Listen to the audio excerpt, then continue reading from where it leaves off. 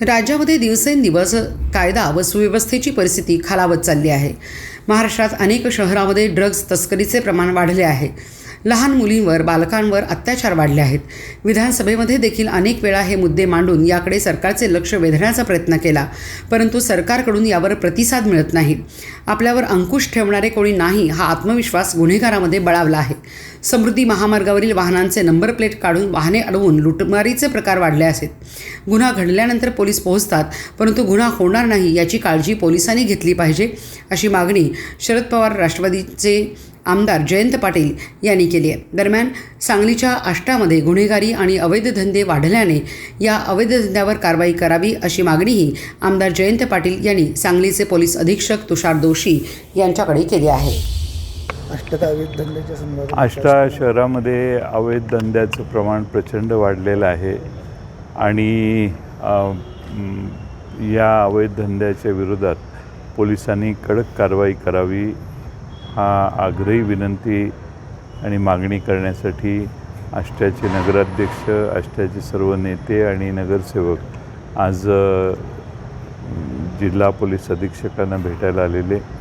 आष्टा शहरामध्ये ड्रग्जचं एवढं प्रमाण वाढलेलं आहे की सगळी तरुण पिढी त्या विळख्यात जखडायला लागलेली आहे आणि म्हणून हे प्रमाण बंद झालं पाहिजे। ड्रग्जची विक्री आष्टा शहरात बंद झाली पाहिजे, यासाठी पोलिसांनी कडक कारवाई करावी आणि ड्रग्सच्या बरोबरच मटका, अवैध दारू आणि अवैध इतर व्यवसाय, गांजा वगैरे अशा सगळ्या विक्री ज्या चालू आहेत त्याला पोलिसांनीच कडकपणाने कारवाई करून बंद करावी ही आष्टा शहरातल्या सगळ्या नागरिकांची मागणी आज आम्ही पोलीस अधीक्षकांना दिली आणि पोलीस अधीक्षकांनी देखील त्यात लक्ष घालण्याचं मान्य केलं। सगळ्यात महत्त्वाचं म्हणजे CCTVचा विषय होता। CCTVचे DPDCमधून त्यांना मिळत नाही म्हणून सांगतात त्यांनी। त्याच्यावर तुम्ही पालकमंत्री असताना एकदा पालकमंत्री मी असताना विटा, आष्टा, इस्लामपूर, तासगाव अशा सर्व शहरांना CCTV फूट देण्याचं काम आम्ही केलेलं।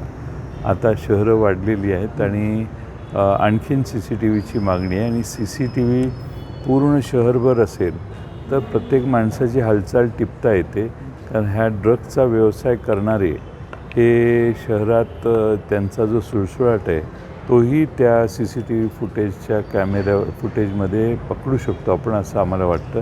आणि म्हणून आमची ही मागणी आहे की जिल्ह्याचे पालकमंत्री यांनी देखील DPDCतून CCTV सर्व शहरांना लवकरात लवकर पुरवावेत। संपूर्ण राज्यातच कायदा व सुव्यवस्था बिघडल्याची स्थिती आहे। पुण्यात सुद्धा 3 वर्षाच्या चिमुरडीवर अत्याचार झालेला आहे। ह्याच्यापूर्वी अनेक महिलांच्यावर सुद्धा असे अत्याचाराचे प्रसंग घडतात।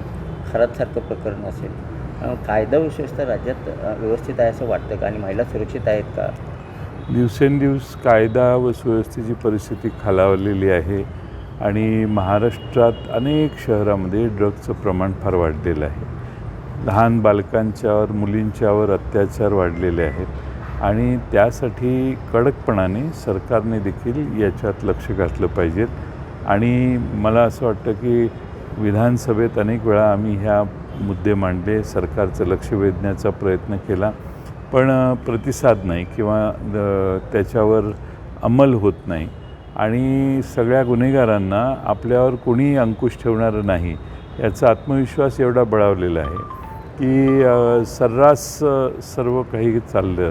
आता समृद्धी महामार्गावर नंबर प्लेट काढून गाड्या चालवून लोकांना मध्येच अडवून त्यांना लुटणे असे प्रकार फार मोठ्या प्रमाणात होतात आणि त्यामुळं पोलीस यंत्रणा गुन्हा झाल्यावर पोचते।